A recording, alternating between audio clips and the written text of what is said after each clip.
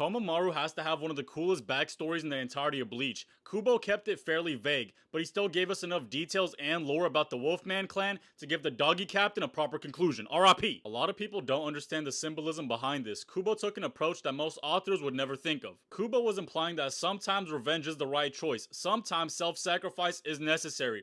Basically, sometimes you gotta spin back for your dead folk. It's that simple. Even if it means you gotta give up your own life and humanity. Sajin was the ultimate Yamamoto Glazer. Yamamoto was the only man that accepted him after he abandoned his clan. So after Yamamoto died, Sajin was left with a hole in his heart, literally and figuratively. So he pulls up to his birthplace and faces the Great Elder, and he responds with a laugh to his face. He says, "You're shunned, boy, get the fuck out of here." The Elder's motives still trip me out till this day. I believe he's the one that led the clan to their cursed misery. I wish his fight with Sajin was not off screen, bro. Do y'all think this beast really has techniques in his arsenal, or he just bites and claws at you? After Sajin defeats him, he tells him the way to unlock the secret technique of the clan is to offer your heart. But don't forget, you're not obligated to do this for these Soul Reapers that have looked down on us for eternity. But then when Sajin reverts back into a wolf with no conscience, it seems like the Elder is very satisfied with his choice. This clan's backbone is built on revenge. That has to correlate to their grave sin that made them forcefully transition into the animal realm. What bothers me is his last piece of dialogue to Sajin.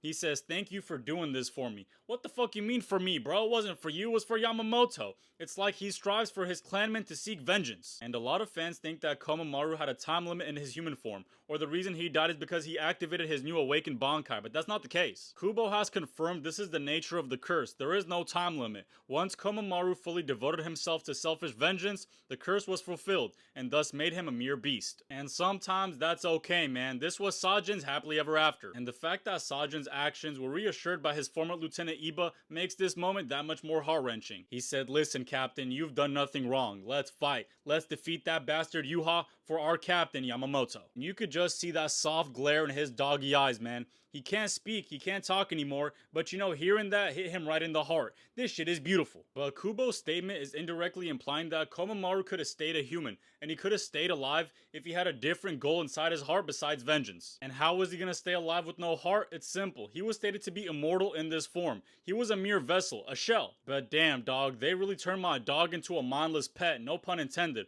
We're talking all four crawlers going woof woof. Yo, I just realized I've been saying bro's name is Komamura instead of Komamura this entire video. Cut me some slack, dog. My tongue just be flowing.